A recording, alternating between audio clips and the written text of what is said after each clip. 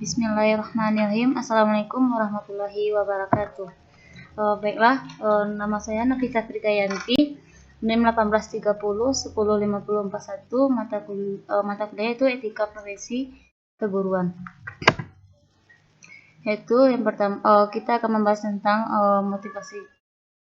motivasi kerja guru, yang kedua soft dan hard skill guru.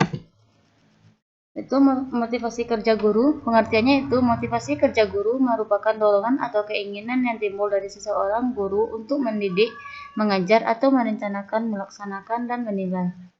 Membimbing, mengarahkan, dan melatih peserta didik dengan baik sebaik-baiknya dengan mengarahkan seluruh potensi yang ada. Selanjutnya itu motivasi kerja guru, pentingnya motivasi bagi guru.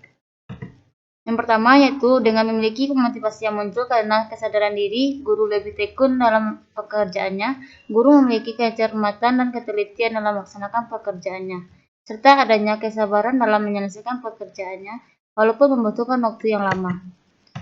Yang kedua yaitu tanpa motivasi kerja, baik suasana sekolah dan kelas menjadi kurang kondusif bagi kegiatan pembelajaran. Secara positif, dengan adanya motivasi kerja yang tinggi dimiliki guru, maka guru akan melaksanakan semuanya rangkaian tugas yang ada sesuai dengan kecakapan dan kemampuan yang dimilikinya dan yang diharapkan dalam mewujudkan tujuan pendidikan.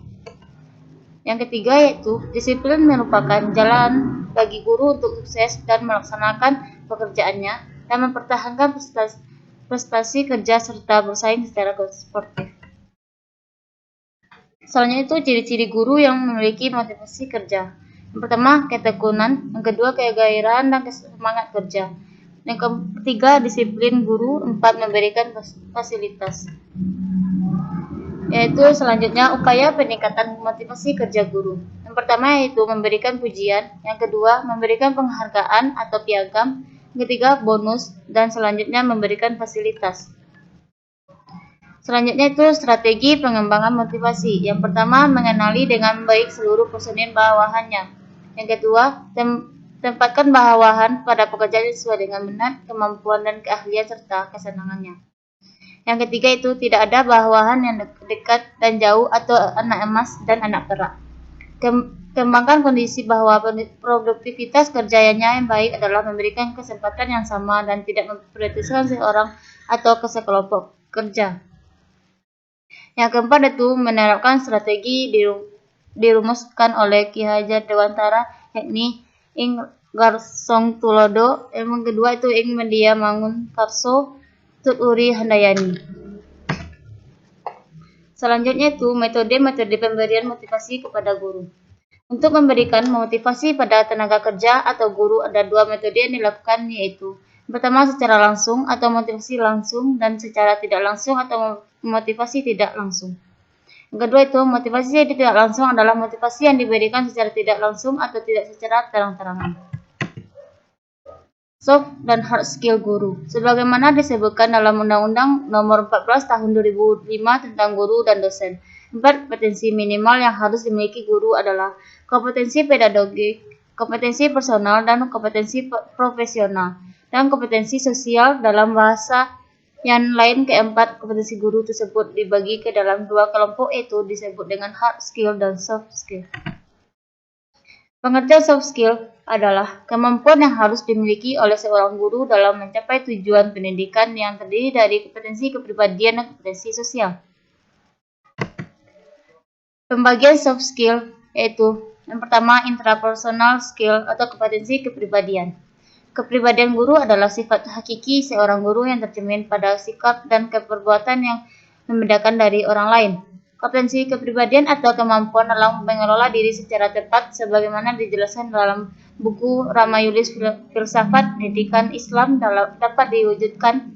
Yang pertama itu bertindak berdasarkan norma agama, hukum, sosial, dan kebudayaan Indonesia. Yang kedua itu menampilkan diri sebagai pribadi yang mantap, stabil, dewasa, arif, dan berwibawa. Yang ketiga, menampilkan diri sebagai pribadi yang beriman, Islam, ihsan, berakhlak mulia, bertakwa, dan menjadi teladan. Selanjutnya itu etos kerja dan tanggung jawab tinggi, bangga menjadi seorang guru, percaya diri, mandiri, dan profesional. Menjunjung tinggi, memahami, menerapkan, dan berperilaku sesuai dengan kode etik guru. Yang kedua itu interpersonal skill atau kompetensi sosial. Dalam Standar Nasional Pendidikan Pasal 28 ayat 3 butir D dikemukakan bahwa yang dimaksud dengan kompetensi sosial adalah kemampuan guru sebagai bagian dari masyarakat untuk berkomunikasi dan bergaul secara efektif dengan peserta didik, sesama pendidik, tenaga kependidikan, orang tua atau wali peserta didik, dan masyarakat sekitar. Hal tersebut diuraikan lebih lanjut dalam RPP tentang guru.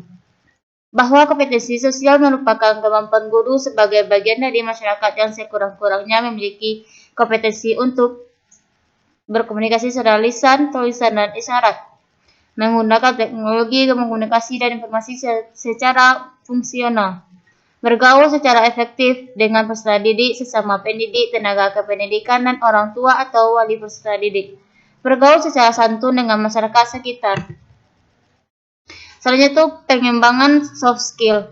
Yang pertama, intrapersonal skill, kekuatan kesadaran, kekuatan tujuan, kekuatan keyakinan, kekuatan cinta, kekuatan energi positif, kekuatan konsentrasi, dan kekuatan keputusan.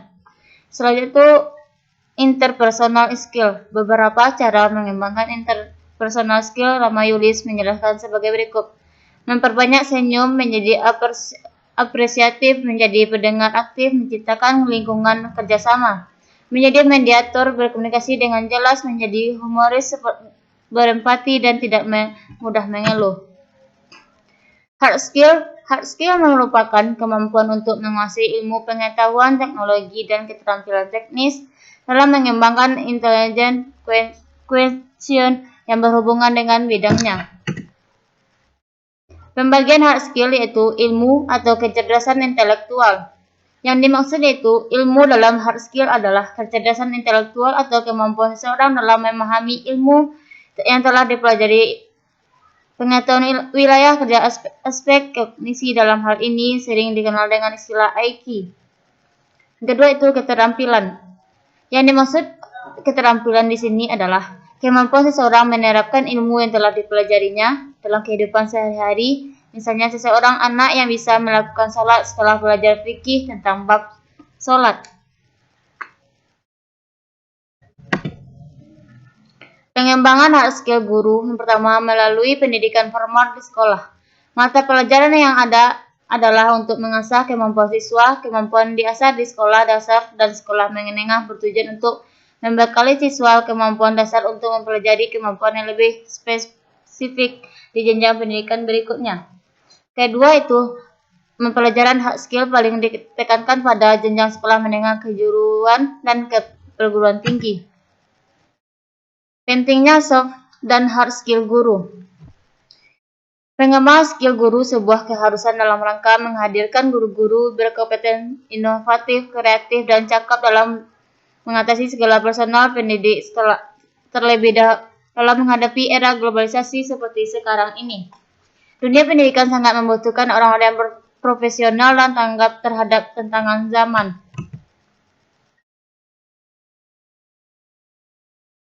Baiklah, itu penjelasan dari saya. Saya akhiri dengan Assalamualaikum warahmatullahi wabarakatuh.